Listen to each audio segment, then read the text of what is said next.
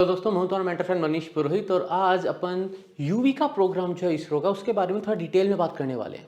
UV का programme जो है वो है हमारा यंग साइंटिस्ट प्रोग्राम। इसरो का प्रोग्राम है, हिंदी में बोलते हैं युवा विज्ञानी कार्यक्रम, जो इस साल मई 15 से मई 26 तक होगा।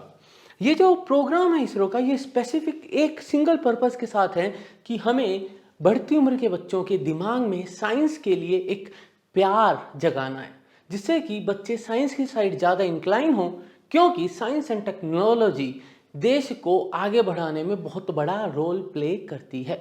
ओके, तो ये जो पर्टिकुलर प्रोग्राम है, इस प्रोग्राम को चलते हुए काफ़ी टाइम हो गया है। हर साल बच्चे सेलेक्ट होते हैं।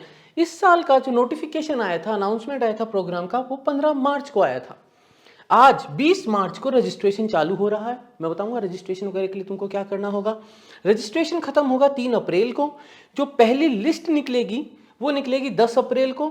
सेकंड सिलेक्शन लिस्ट जो निकलेगी, सेकंड सिलेक्शन लिस्ट क्यों निकलेगी? क्योंकि जो पहली लिस्ट दी जाएगी, अगर उसमें से कोई बच्चा रिपोर्ट नहीं कर पाता है, वो आगे की फॉर्मेलिटीज़ पूरी नहीं कर पाता है, वो मिस कर जाता है, तो उसकी जगह जो रह गई है, वेकेंट सीट जो रह गई है, उसको फिलअप करने के लिए जो दूसरी लिस्ट निकलेगी वो निकलेगी 20 अप्रैल को।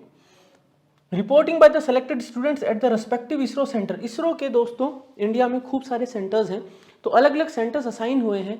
आप जब अपने सिलेक्शन की लिस्ट में देखेंगे तो आपको बताया जाएगा आपको कौन से इसरो के सेंटर पे जाके रिपोर्ट करना है। वो सब आपको जो करना है वो मई 14 से करना है, और as intimated by ISRO through registered email to the student. यानी आपको अपना ईमेल एड्रेस बना के उनको देना होगा, मेल के थ्रू सारा जो है कम्युनिकेशन होगा। यूवी का प्रोग्राम जो है वो 15 मई से 26 मई का एक रेजिडेंशियल प्रोग्राम है। यानी आप जाएंगे वहाँ पे आपके साथ इंटरेक्शन होगा, आपको चीज़ें बताई जाएंगी, आपको एक अलग दुनिया का जो है एक टूर करवाया जाएगा, जहाँ पे आपको बहुत सारी फैसिनेटिंग चीज़ें जो साइंस एंड टेक्नोलॉजी की पावर है उससे आपको रूबरू करवाएगी। एंड फॉर श्योर ये आप मान के चलिए कि अगर you get a chance to attend this particular programme तो आपका एक पर्सपेक्टिव ही चेंज हो जाएगा। अब बात ये कि इसके सिलेक्शन के लिए हमें करना क्या होगा, what are the criteria for getting selected into YUVIKA, और कौन है जो एलिजिबल है इसके लिए। तो सेंड ऑफ डेट है, यानी प्रोग्राम खत्म हो जाएगा तो 27 मई को बच्चा फ्री। अब देखिए, तो जो क्राइटेरियाज हैं वो क्या क्या हैं। आपके जो स्कोर आया क्लास 8th में, या जो भी लास्ट एग्जाम कंडक्ट हुआ एज अ स्टूडेंट, आपने जो भी लास्ट एग्जाम दिया था स्कूल का या तो क्लास 8th का जो भी एग्जाम दिया था, उसकी वेटेज है 50%। फिर एक ऑनलाइन क्विज है जो खुद आपको यूवी का पे आप जब रजिस्टर करेंगे, वो भी आगे बताऊंगा मैं क्या रहेगा उसका, तो उसका जो स्कोर है उसकी वेटेज है 10%। अब आप सोचेंगे यार, एक खुद ऑनलाइन क्विज ली जा रही है, एक तरीके से एंट्रेंस टेस्ट लिया जा रहा है, लेकिन इसकी वेटेज खाली 10% क्यों है? कारण है उसका, ये जो प्रोग्राम है, ये प्रोग्राम अब अगर आप इस वक्त इसके लिए एलिजिबल हैं और आपके पास ये क्राइटेरियाज नहीं है तो आपके चांसेस कम है सिलेक्शन के। लेकिन अगर कोई छोटा बच्चा यानी 6ठी 7वीं क्लास का कोई बच्चा अगर इस वीडियो को भी देख रहा है तो उसको ये बात क्लियर हो जानी चाहिए कि इसरो के यूवी का प्रोग्राम में अगर आपको सेलेक्ट होना है तो उसमें सिर्फ उनका एंट्रेंस एग्जाम काम नहीं आएगा, आपकी ओवरऑल परफॉर्मेंस मैटर करेगी, क्योंकि देयर आर डिफरेंट पैरामीटर्स। जैसे देखो, पार्टिसिपेशन इन साइंस फेयर, यानी ऐसा नहीं है कि बच्चा बस अचानक उठे 9th क्लास में बोले हाँ भाई मेरे को तो इसरो के यूवी का प्रोग्राम में जाना है। आप ऐसे नहीं जा सकते हो। क्या आप एकेडमिकली एक्टिव हैं? क्या कोई साइंस फेयर होता है स्कूल, डिस्ट्रिक्ट और स्टेट लेवल का लास्ट 3 इयर्स में? ऐसा नहीं आपने बोला हाँ मैंने जब मैं 2nd क्लास में 3rd क्लास में था तब मैंने एक साइंस में पार्टिसिपेट किया था। नहीं, पिछले 3 साल में। तो अगर आप 9th क्लास के बच्चे हैं जो भी 10th में मूव कर रहा है, उस बच्चे के लिए पिछले 3 साल ही मैटर करेंगे। यानी 7th 8th 9th ये 3 साल मैटर करेंगे। इन 3 साल से पहले अगर आपने कोई पार्टिसिपेशन किया तो वो काम नहीं आएगा। ओके, अब इसका भी वेटेज है 2%, 5%, 10%, क्योंकि स्कूल, डिस्ट्रिक्ट यानी जितना ज़्यादा बड़ा इन्वॉल्वमेंट उतना ज़्यादा उसका वेटेज है। फिर रैंक इन ओलंपियाड और इक्विवेलेंट, कोई एग्जाम हुआ है तो 1st, 2nd और 3rd रैंक। तो अब यहाँ पर ये भी जरूरी है कि आप एकेडमिकली काफ़ी स्ट्रॉन्ग होने चाहिए हो। भाई आप एग्जाम में अगर पार्टिसिपेट कर रहे हैं, कोई भी ओलंपियाड जो हो रहा है स्कूल में उसमें पार्टिसिपेट कर रहे हैं, तो you should be in 1st, 2nd और 3rd rank. Again school, district और स्टेट वाला है, has to be in last 3 years, और इसका भी 2%, 4% और 5% वेटेज है। देन हमें सिर्फ पढ़ाकू ही नहीं चाहिए, हमें वो बच्चे भी चाहिए जो खेल कूद कर सके। तो विनर ऑफ स्पोर्ट्स कंपटीशन, अब यहाँ पे मैं एक बात आता हूँ, मेरा पर्सनल एक्सपीरियंस है, I have worked in ISRO, और इसरो के अंदर स्पोर्ट्स की भी एक अलग ही महत्वता है। मैं इसरो की तरफ से जो क्लब बना था उसकी क्रिकेट टीम में था and I have played cricket for 4 years ISRO के थ्रू। बिल्कुल। तो इसरो के अंदर नेशनल लेवल कॉम्पिटिशन्स होते हैं जहाँ पे डिफरेंट इसरो के जो सेंटर्स हैं उन सब के जो पार्टिसिपेंट्स हैं वो आते हैं और बहुत ही हेल्दी इन्वायरमेंट होता है स्पोर्ट्स के लिए।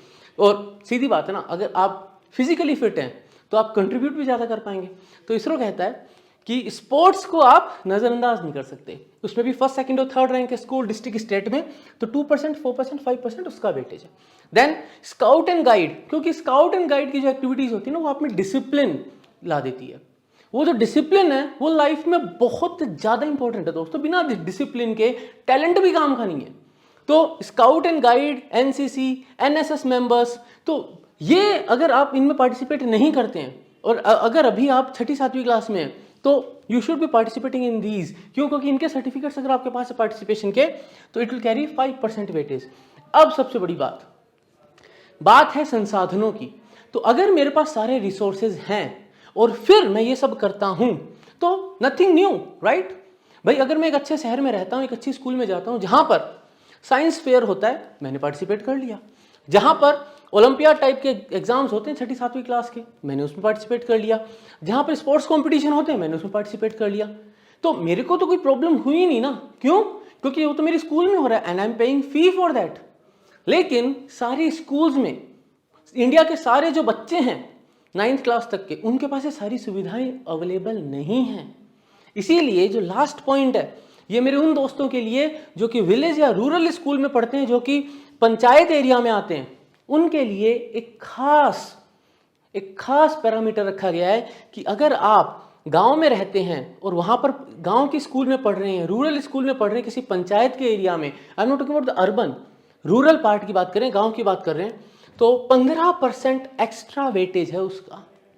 यानी सरकार ये चाह रही है कि सिर्फ शहर के बच्चे नहीं, क्योंकि गांव का जो बच्चा हो ना जिसके पास ये 15% आएंगे, हो सकता है उसके ऊपर के जो science fair, olympiad, sports competition जैसी चीजें हैं उसमें शायद हो सकता है उसके कुछ परसेंटेज कम रह जाएं। हो सकता है इस ऑनलाइन एग्जाम में जो 10% जिसका वेटेज है, हो सकता है इसमें उसके नंबर कम रह जाएं, क्योंकि सारे संसाधनों की, सारे रिसोर्सेज की अवेलेबिलिटी नहीं है ना हर जगह।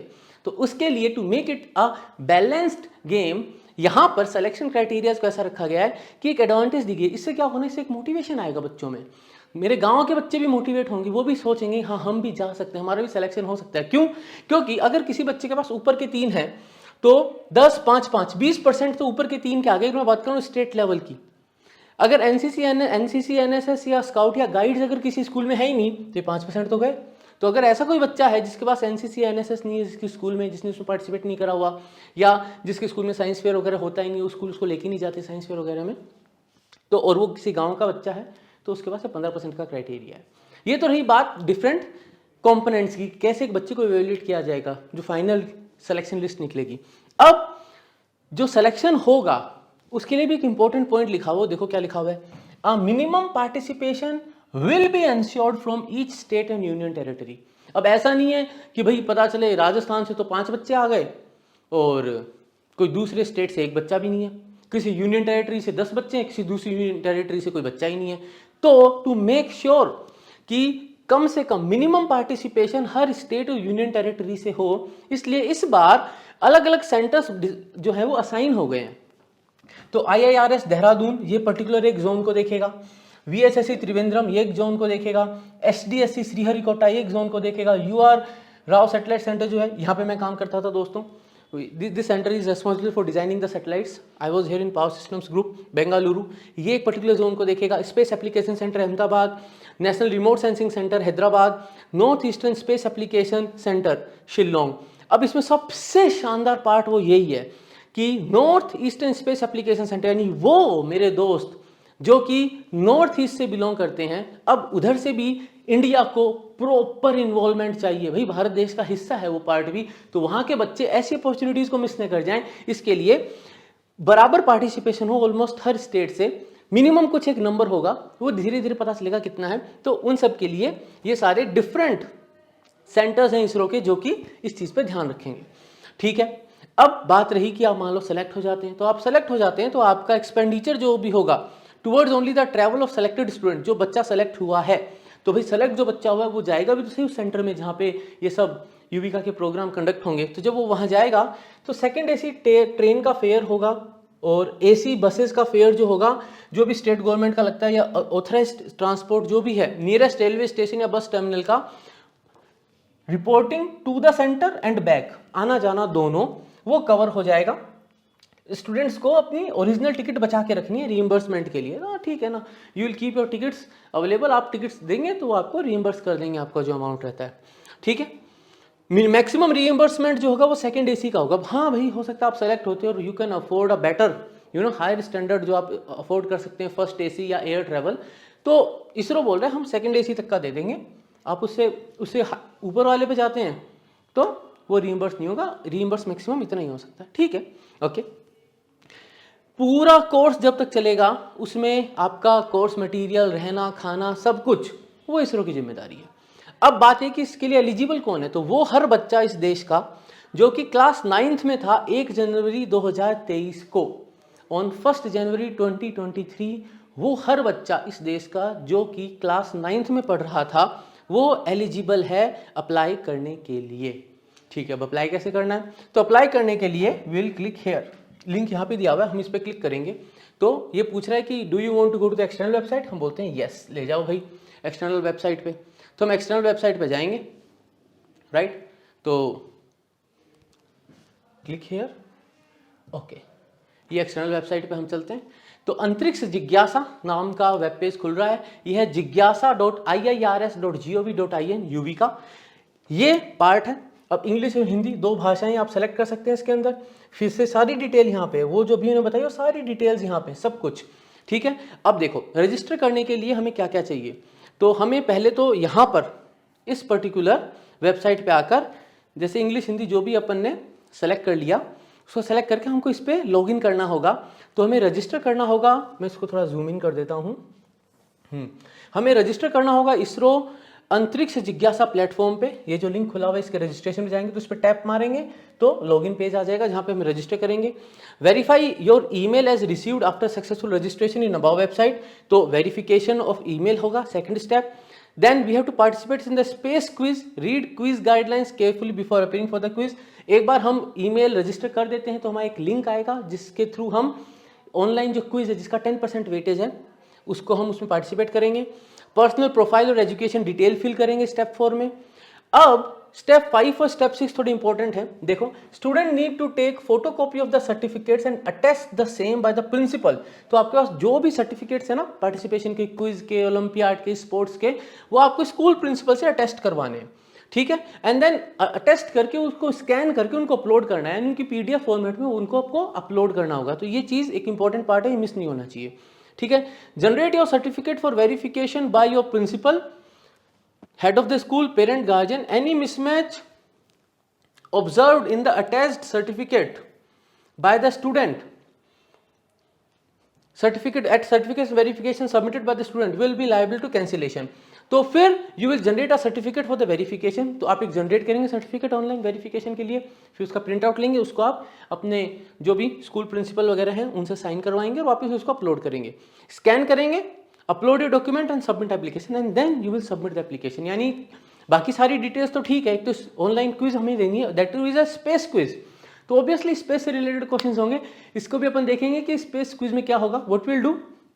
इसके थोड़े से क्वेश्चंस मैं आपको बता दूंगा कि कैसे क्वेश्चंस आए हैं पिछले साल तक में, तो अपन देख लेंगे।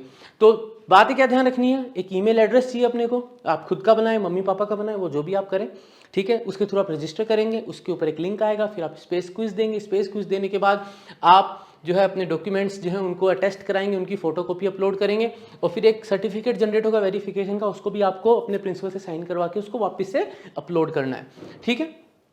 ये जो सारा काम करेंगे, तो ये काम करना है जब आप क्लिक करेंगे apply for the YUVIKA registration. तो ये तो था छोटा सा एक video about the details of Yuvika. अब नेक्स्ट वीडियो जो मैं अपलोड करूंगा उसके अंदर I will do one demo registration for you guys कि यूविका का एक डेमो रजिस्ट्रेशन कैसे कर सकते हैं। आई विल डू दैट, मैं वो स्क्रीन रिकॉर्ड करके वो आप बच्चों को बताऊंगा, ठीक है। तो और भी आपकी कोई भी क्वेरीज हो यूविका से रिलेटेड तो कमेंट सेक्शन में जरूर लिखना दोस्तों।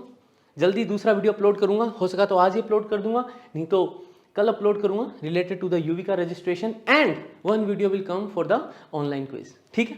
ओके दोस्तों, तो लाइक करो, शेयर करो, सब्सक्राइब कर देना, बेल आइकन दबा देना, अपने दोस्तों को भी शेयर करना। बहुत अच्छी अपॉर्चुनिटी है, you will get a chance to go to ISRO dear, मज़ा आ जाएगा। ठीक है, मिलते हैं अगले वीडियो में। जय हिंद।